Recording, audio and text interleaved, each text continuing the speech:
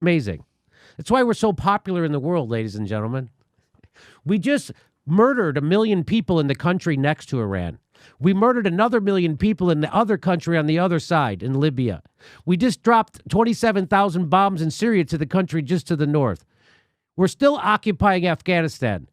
And someone else is a bad actor? We are the terrorists. The United States is the terrorists. And you want to know how I know? Here's Wesley Clark. Here's a general to tell you what the real agenda is.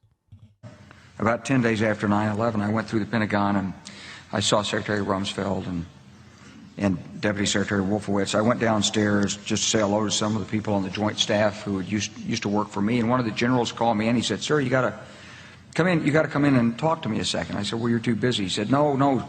He says, "We've made the decision. We're going to war with Iraq." This was on or about the 20th of September.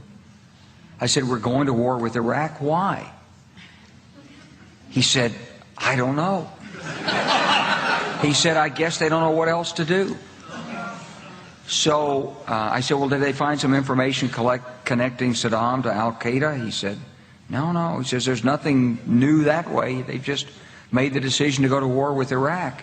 He said, "I guess it's like we don't know what to do about terrorists, but we've got a good military and we can take down governments." And he said, "I guess if the only tool you have is a hammer, every problem has to look like a nail."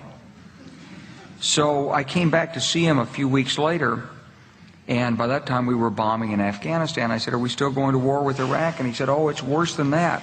He said, he reached over on his desk, he picked up a piece of paper, and he said, I just got this down from upstairs," meaning the Secretary of Defense's office today, and he said, "This is a memo that describes how we're going to take out 7 countries in 5 years, starting with Iraq and then Syria, Lebanon, Libya, Somalia, Sudan, and finishing off Iran."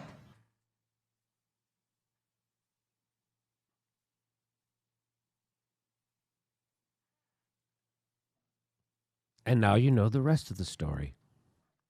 Why did we invade Iraq? That's why. Why did we invade Libya? That's why. Why did we invade Syria? That's why. Why is our military in the Sudan, in Somalia? That's why. This is all about imperialism. That's why. It's all about oil, natural resources, and corporate profits. That's what this is all about. Murdering people. Murdering people. That's what this is all about. Because we can. United States is the biggest murdering terrorist country in the world. Organization. We're much, much bigger terrorists than Al-Qaeda and ISIS ever could hope to be. That's our country. Now, people like Sam Harris will tell you that we're the good guys.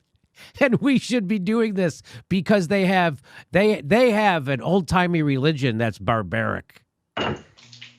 Unlike Sam Harris's religion, and unlike the Christianity I was brought up with, which massacred the Indians, the Native Americans in the United States,